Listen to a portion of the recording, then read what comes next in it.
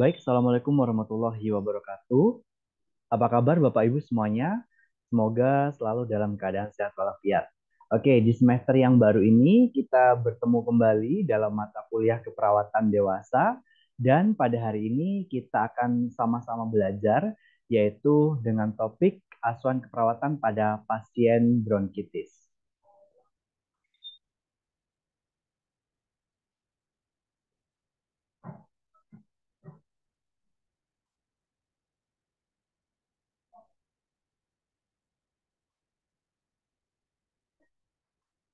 Oke, kita akan membahas terkait dengan asuhan keperawatan pada pasien bronkitis.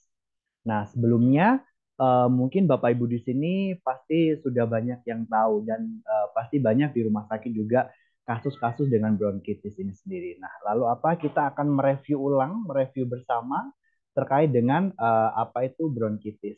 Nah, bronkitis ini yaitu merupakan suatu adanya inflamasi yang terdapat pada jalan nafas ya di dalam paru-paru.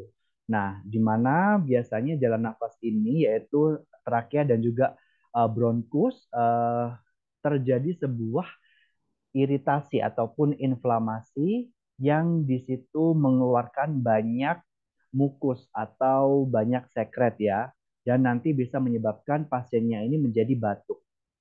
Nah, batuknya ini sendiri dapat terjadi berhari-hari ataupun berminggu-minggu. Nah, ini yang dinamakan dengan salah satu gejala dari bronkitis itu sendiri. Terus kemudian bronkitis ini disebabkan karena adanya sebuah virus ya yang masuk ke dalam tubuh, terus kemudian juga merokok ataupun iritan lainnya yang dapat menyebabkan eh, suatu terjadinya bronkitis baik yang akut maupun yang kronis. Nah, kalau kita berbicara terkait dengan bronkitis ini sendiri, bronkitis ini dibagi menjadi dua tipe, ada yang akut dan juga ada yang kronis. Kita akan membahas satu persatu dari tipe dari bronkitis ini sendiri. Nah, lalu untuk tipe yang akut yang pertama. Nah, tipe yang akut ini merupakan infeksi atau ini ya iritasi ya yang infeksi yang terjadi pada paru-paru yang disebabkan karena bronkitis akut itu sendiri. Nah, virus yang menyebabkan ini bisa bergejala seperti pilek ataupun karena flu yang menjadi penyebab dari ini apa namanya akut bronkitis ini sendiri. Nah, dan virusnya ini menyebar melalui udara. Jadi ketika seseorang tersebut batuk, jadi ini bisa disebabkan karena adanya penyebaran melalui airborne. Jadi tertular ketika pasien pasien mengalami batuk kemudian menularkan ke orang lain seperti itu. Dan juga langsung kontak secara langsung seperti misalkan berjabat tangan ya ataupun yang tangannya masih belum mencuci tangan gitu.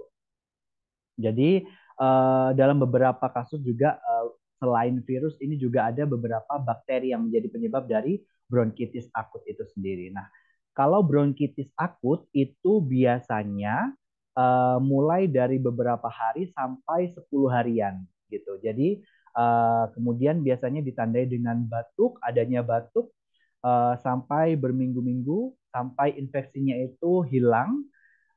Kemudian bronkitis akut ini akan hilang dengan beberapa hari setelahnya gitu.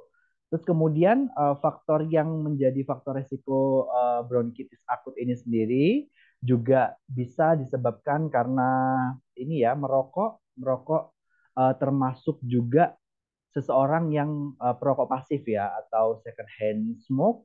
Terus kemudian bisa karena asap, bisa karena debu, bisa karena vapor ini apa namanya yang biasa mungkin rokok elektrik, terus kemudian juga bisa karena terjadi sebuah polusi udara seperti itu.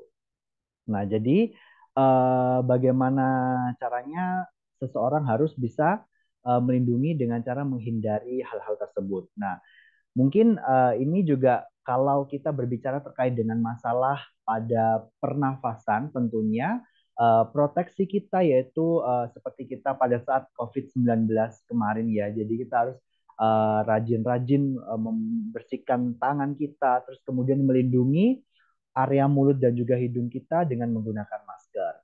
Nah, apa bedanya akut dengan kronis? Kalau kronis ini biasanya kondisinya semakin serius dari akut. Jadi pasien ini akan ini apa iritasinya pada paru-parunya ini inflamasinya ini lebih parah ya, yang bisa menyebabkan mukusnya ini atau sekretnya ini memproduksi sangat banyak, lebih banyak dan juga biasanya ini dalam waktu lebih dari 3 bulan. Kalau misalkan kronis, kalau aku tadi sampai 10 hari, jika misalkan nanti yang akut ini belum selesai dalam waktu berbulan-bulan hingga 3 bulan lebih, maka itu nanti akan berlanjut menjadi bronkitis kronis. Nah, ini juga disebabkan karena adanya virus dan juga atau bakteri, tapi biasanya memang lebih banyak pada virus gitu. Terus kemudian juga seseorang akan ini ya apa namanya tanda dan gejalanya tuh hampir mirip dengan yang akut. Cuman waktunya saja yang membedakan biasanya.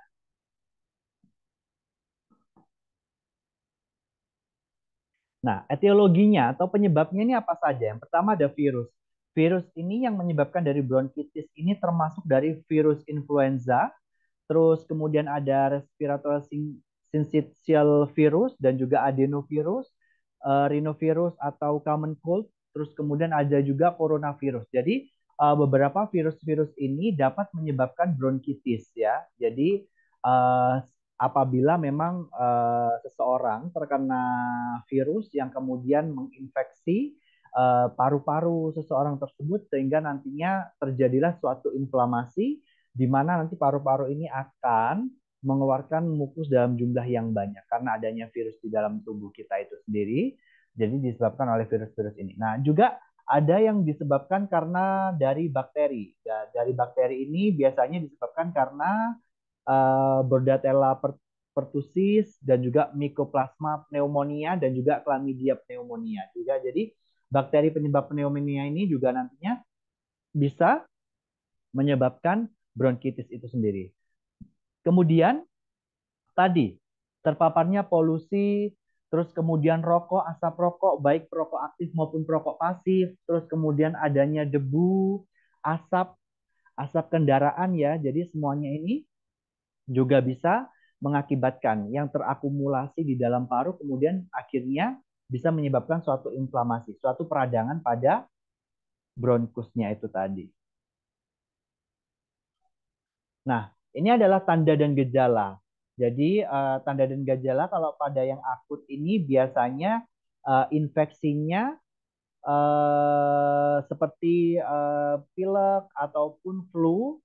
Kemudian untuk gejalanya bisa flu, pilek, terus kemudian termasuk dalam ini ya sakit tenggorokan, terus lelah, lemas, terus kemudian bisa demam, terus bisa nyeri di seluruh tubuh, terus kemudian ini ya apa namanya hidungnya terus berair, terus bisa muntah dan juga sampai diare. Terus kemudian kalau untuk ini pada bronkitis akut, ini biasanya batuk ya, batuk terus pasti. Bisa sampai 10 sampai 20 hari. Terus kemudian batuknya ini bisa memproduksi mukus yang bersih, terus kemudian ataupun bisa berwarna kehijauan atau kekuningan. Terus mungkin jika adanya suatu bakteri, jadi bisa warnanya itu bisa kuning atau hijau. Dan juga biasanya bisa aja disertai dengan batuk kering ya dalam beberapa hari ataupun minggu gitu. Terus kemudian gejala yang lainnya, jadi pada bronkitis akut ini termasuk seperti adanya wheezing, ini yang biasanya ditemui karena berakumulasi sekret yang ada pada pernafasan, sistem pernafasan atau paru-paru. Jadi ketika pasien ini dilakukan auskultasi, sehingga nantinya itu akan terdengar suara nafas tambahan di situ. Nah, terus kemudian biasanya pasiennya juga sesak karena memang ini ya apa namanya pada bronchiolusnya pada bronkusnya itu mengalami penyempitan karena adanya ini tadi, adanya mukus atau sekret itu sendiri sehingga nafasnya tidak bisa normal, sehingga pasiennya bisa saja sampai mengalami sesak. Kemudian terlebih apabila pasiennya sedang beraktivitas ya. Kemudian kalau untuk yang kronis, jadi tanda dan gejalanya ini juga termasuk adanya batuk, terus kemudian adanya wheezing, terus ketidaknyamanan pada area dada, terus mungkin sekretnya ini kalau pada yang kronis ini produksinya lebih banyak daripada yang akut ya, sekret atau mukusnya ini.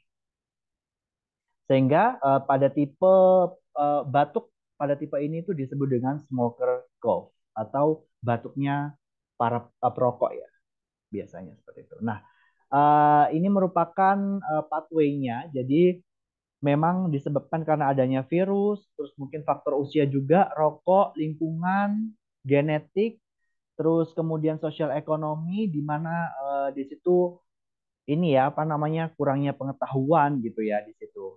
Terus kemudian karena adanya paparan asap tadi virus itu tadi sehingga mengiritasi pada jalan nafas yang akhirnya membuat inflamasi dan terjadilah bronkitis. Nah, itu tadi juga bisa disebabkan karena adanya bakteri juga. Jadi karena adanya terjadi inflamasi karena adanya bakteri itu sehingga metabolisme dalam tubuh ini meningkat ya.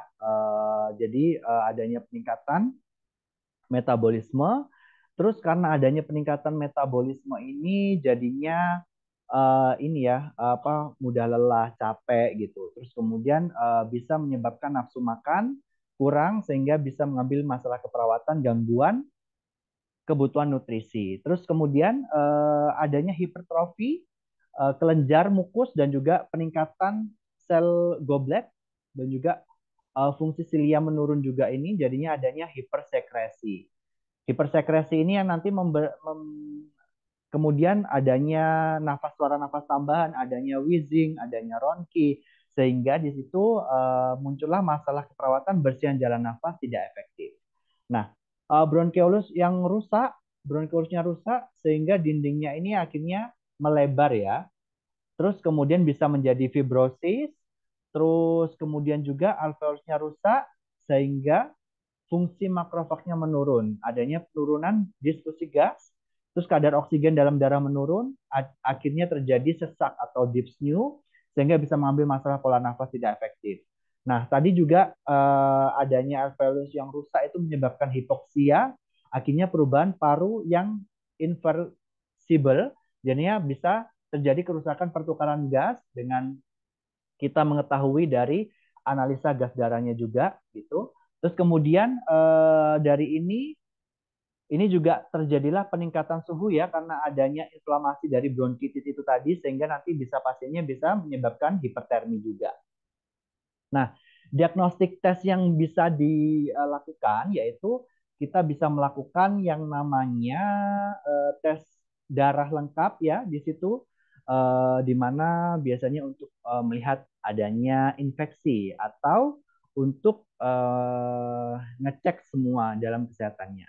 Terus kemudian ada juga ini X-ray dada apabila memang pasien ini batuk yang terus-menerus, kemudian dalam waktu yang lama, sehingga biasanya dilakukan pemeriksaan X-ray di situ.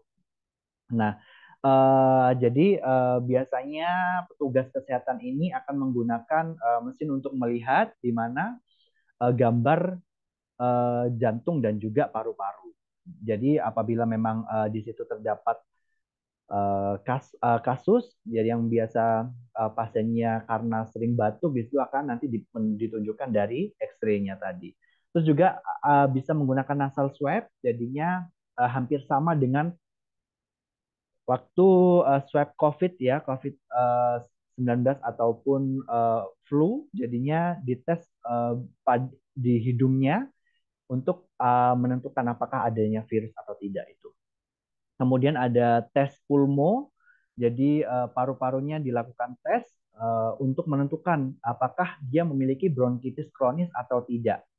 Terus kemudian ada tes putum juga, jadi tes dahak ini dimasukkan ke dalam tabung untuk melihat dari sputum atau dahaknya ini disebabkan bronkitisnya ini disebabkan karena adanya virus ataupun bakteri.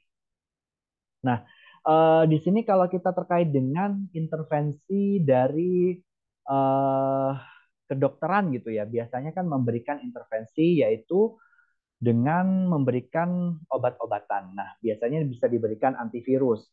Antivirus di sini bisa diberikan.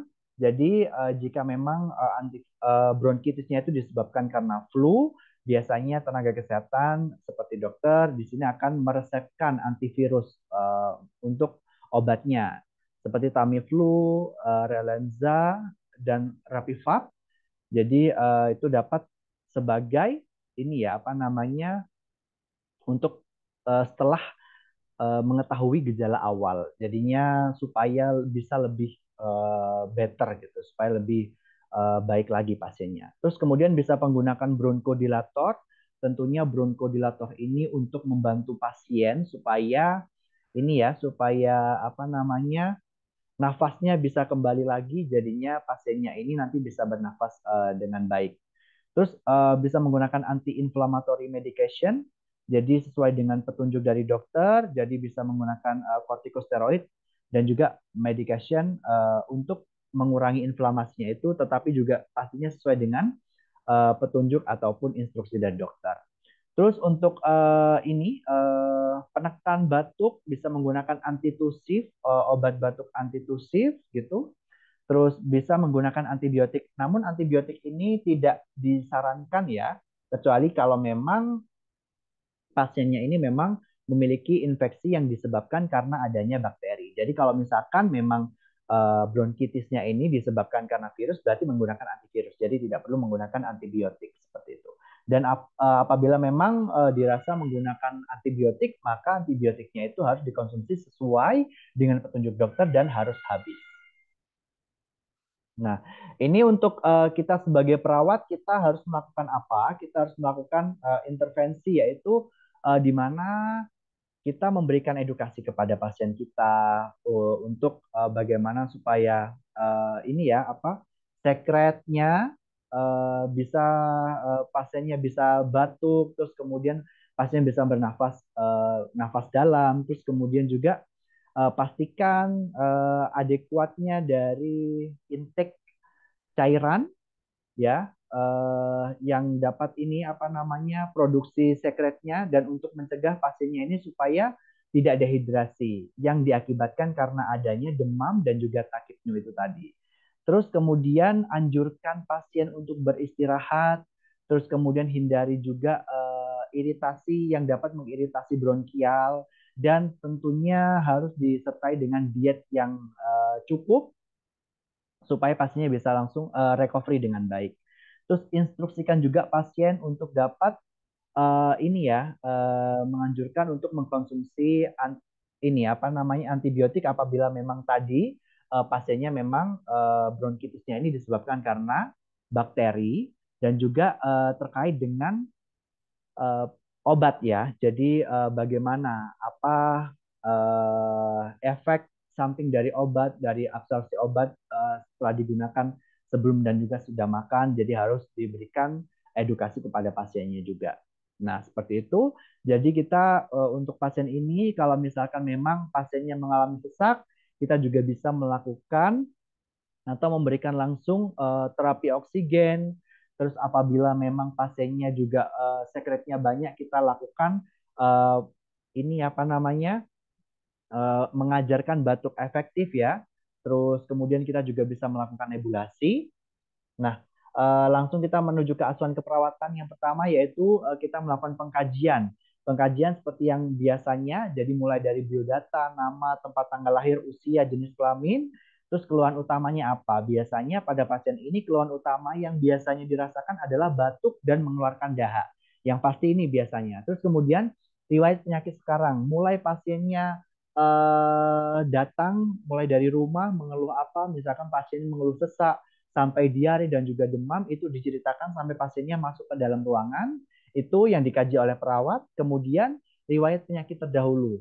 Nah infeksi saluran pernafasan atau tidak terus adanya pilek, sakit flu, demam, terus kemudian apakah dulunya sempat memiliki penyakit-penyakit ataupun riwayat-riwayat yang sebelumnya mungkin pasiennya merokok atau pasiennya bekerja di pabrik yang nantinya bisa kita bisa tahu bahwa penyebabnya itu adalah dari situ. Nah, pengkajian dari breathing, adanya retraksi dan juga pernafasan cuping hidung, mungkin pada anak-anak biasanya.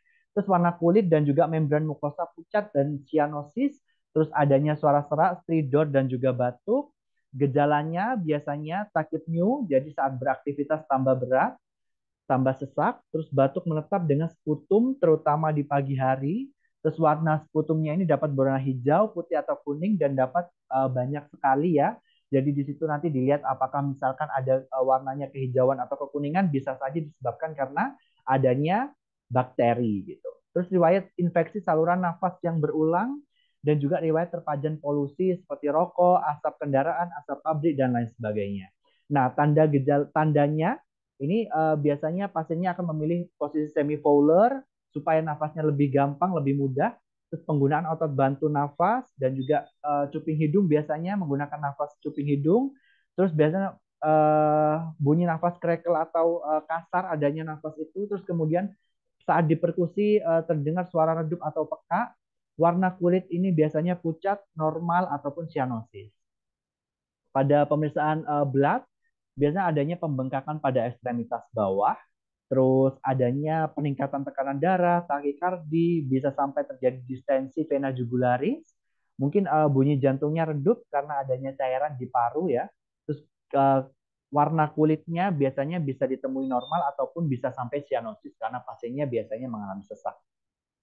Nah, untuk ini brain yaitu biasanya klien tampak gelisah, peka terhadap rangsangan, ketakutan, nyeri dada. Jadi apabila misalkan memang pasiennya sampai parah, mungkin pasiennya sampai jadi gelisah, terus mungkin tidak kooperatif gitu. Terus untuk yang bladder tidak ditemukan masalah, tidak ditemukan adanya kelainan pada bladder ini.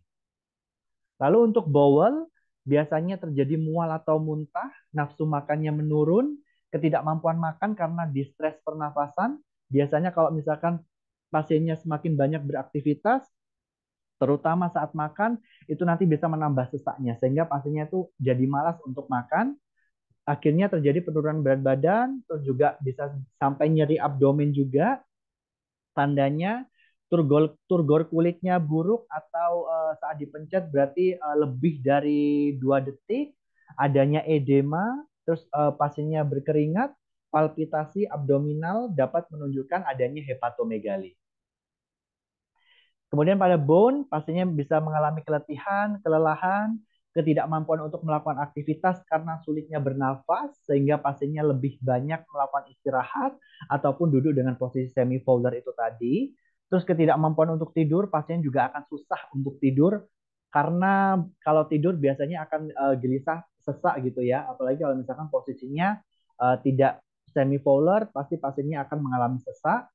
Terus bisa dyspnea pada saat istirahat atau respon terhadap aktivitas atau latihan. Tandanya letih, gelisah, dan juga insomnia. Diagnosa keperawatan yang dapat diambil dari masalah keperawatan masalah bronkitis ini yaitu yang pertama adalah bersihan jalan nafas tidak efektif. Kenapa? Karena pada diagnosa ini kita tahu bahwa pasiennya ini banyak sekret yang terakumulasi di situ sehingga menyebabkan pasiennya susah untuk bernafas. Terus kemudian saat diauskultasi pun juga adanya suara wheezing ataupun suara nafas tambahan yang lain sehingga kita mengambil masalah keperawatan bersihan jalan nafas tidak efektif. Kemudian pola nafas tidak efektif, ansietas, keletihan dan juga bisa defisit pengetahuan. Atau misalkan Bapak Ibu di sini mau mengambil terkait dengan diagnosa hipertermi juga bisa. Jadi nanti bisa disesuaikan dengan kasus yang ada atau sesuai dengan pasien kelolaan. Nah, ini sesuai dengan SDKI, SLKI, dan juga SIKI. Jadi pada bersihan jalan nafas tidak efektif, nanti kita ini ya apa namanya melihat dari luarannya batuk efektif meningkat. Jadi pasiennya bisa batuk setelah kita ajarkan batuk efektif. Terus produksi sputumnya menurun, tidak adanya dips dan juga wheezing, terus cyanosis dan juga gelisah menurun. frekuensi napas membaik, dan juga pola napasnya membaik. Jadi kita untuk intervensi keperawatannya kita bisa melakukan manajemen jalan nafas seperti kita memonitor pola nafas, kita ngatur RR-nya berapa, terus apakah ada bunyi nafas tambahan atau tidak, terus berikan oksigen jika perlu, dan juga ajarkan batuk efektif. Jadi kita latihan batuk efektif. Nah, untuk kolaborasinya kita juga pemberian bronkodilator, ekspektoran, ataupun mukolitik jika diperlukan untuk mengencerkan dahaknya. Nah, untuk latihan batuk efektif, jadi kita identifikasi kemampuan pasien untuk batuk bagaimana, terus monitor adanya retensi sputum, monitor tanda dan gejala infeksi saluran nafas, dan juga atur posisi dalam semifouler. Terus untuk pola nafas tidak efektif, jadi luarannya di sini yaitu kapasitas vital meningkat ya, terus dipsu menurun, tidak adanya penggunaan otot bantu nafas, dan juga tidak adanya pernafasan cuping hidung. Untuk intervensinya kita bisa pemantauan respirasi, jadi monitor pola nafas, adanya bradypnea, tachypnea, frekuensinya bagaimana, iramanya bagaimana, dan mungkin bisa juga dilakukan pengukuran saturasi oksigen. Untuk ansietas di sini kita bisa luarannya yaitu mengetahui di sini pasien tidak bingung atau tidak khawatir lagi, orientasinya baik, terus tidak ada palpitasi, tremor, terus kemudian intervensinya kita ini ya bisa melakukan teknik relaksasi gitu ya. Terus kemudian bagaimana kita ini menganjurkan keluarga untuk tetap bersama dengan pasien jika perlu sehingga pasiennya ini tidak khawatir dengan kondisinya.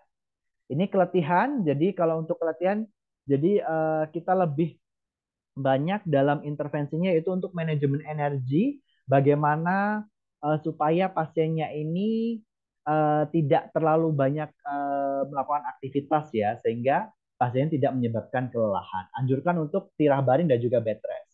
Nah, untuk defisit pengetahuan yang mungkin bisa saja muncul, jadi di sini kita memberikan edukasi kepada pasiennya terkait dengan apa saja faktor resiko. Misalkan pasiennya merokok, dianjurkan untuk berhenti merokok. Apabila memang pekerjaan sehari-harinya di situ biasanya dengan uh, paparan asap ataupun di pabrik itu juga bisa dilakukan edukasi. Oke, Bapak Ibu, mungkin sekian yang dapat saya sampaikan pada pertemuan hari ini.